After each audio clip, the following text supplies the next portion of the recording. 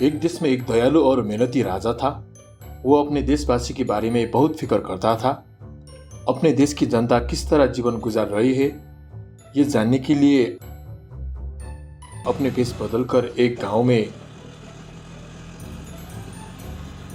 अपने सहयोगी के साथ निकल पड़ा। रास्ते में राजा को अपने देशवासी की अलग अलग जीवन शैली देखने को मिला। कुछ लोग अपनी जिंदगी खुशी से जी रहे थे, कुछ लोग सामान्य जीवन जी रहे थे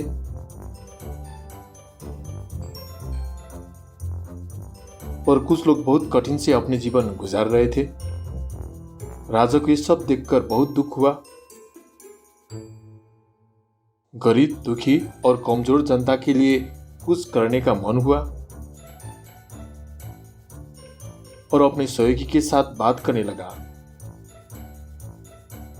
देखिए ना सचिव जी, हमारे राज्य में सुख शांति और खुशी से जीने वाली जनता भी है और बहुत सारे गरीब, दुखी और कमजोर लोग भी हैं जो अपने गुजारा करने के लिए बहुत कठिन काम भी करते हैं। धूप, बारिश, भूख, असुविधाएं सब कुछ सहकर कड़ी मेहनत भी करता है और ये लोग सुख शांति और खुशी के जीवन नहीं जी सकते हैं। ऐसा क्यों?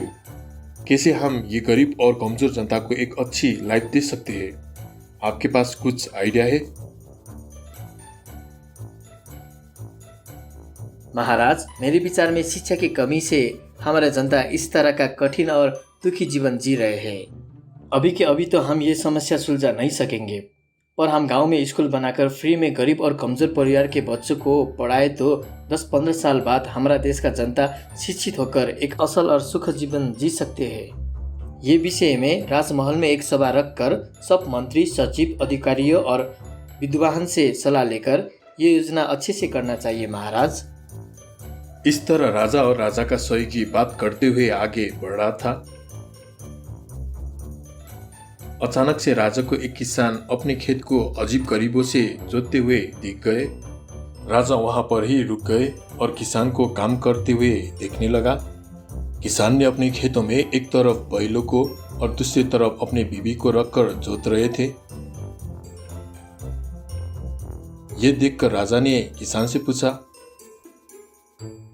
अरे तुम ये क्या कर रहे हो? किसान ने राजा की ओर देखा और उत्तर दिया, मेरे पास केवल एक बैल है, इसलिए दूसरी तरफ अपने बीवी को रखकर खेत जोतना हो। इस तरह नहीं जोतूंगा तो क्या मैं तुमको दूसरी तरफ रखकर जोतूं? ये सुनकर राजा नाराज होने के बजाय उसकी हालत पर दया की। राजा ने किसान को एक बैल देने का फैसला किया, लेकिन किसान ने ये कहते हुए लेने से मना कर दिया, मैं आज बैल लेने नहीं जा सकता हूँ क्योंकि आज ही ये पूरे खेत को जोतकर खत्म करना है मुझे। राजा ने किसान की कड़ी मेहनत और कर्तव्य की भावना को पूरे दिल से सहन किया और कहा, तुम अपनी पत्नी को बैल लाने के लिए भेजो और मैं उनके स्थान पर हल चलाऊंगा। ये सुनकर किसान मान गया और अपनी पत्नी को राजा की सहयोगी के साथ बैल लेकर आने के लिए भेज दिए और राजा किसान की पत्नी के स्थान पर रहकर खेत जोतने लगा। शाम तक सारे खेत किसान और राजा ने जल्दी से जुताई की। किसान की पत्नी भी एक बैल को ले आई और राजा भी अपने सहयोगी के साथ राजमहल में चले गए। राजा को किसान को मदद करते हुए बहुत आनंद मिला। वो दिन इस तरह बीत गया।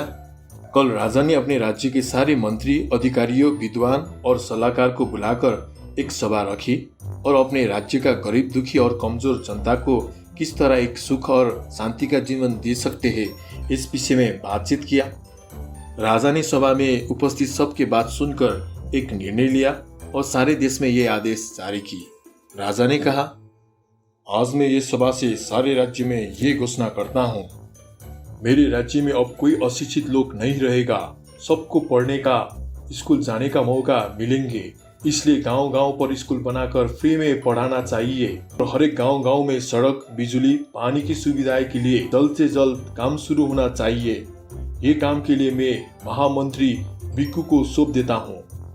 ये कहकर राजा ने सभा रद्द की और महामंत्री के अंडर में सब गांव में स्कूल निर्माण हुई, सड़क निर्माण हुई, बिजली आई पानी की प्रबंध मिलाया।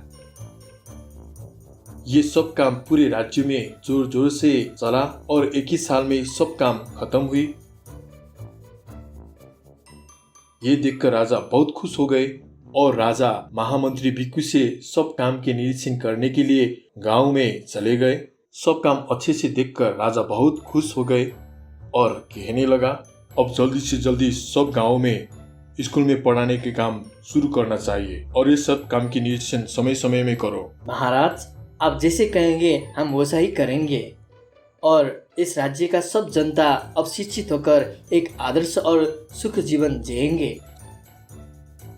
सब कामों का राजा स्वयं ने निरीक्षण की। सब काम अच्छे की गया था।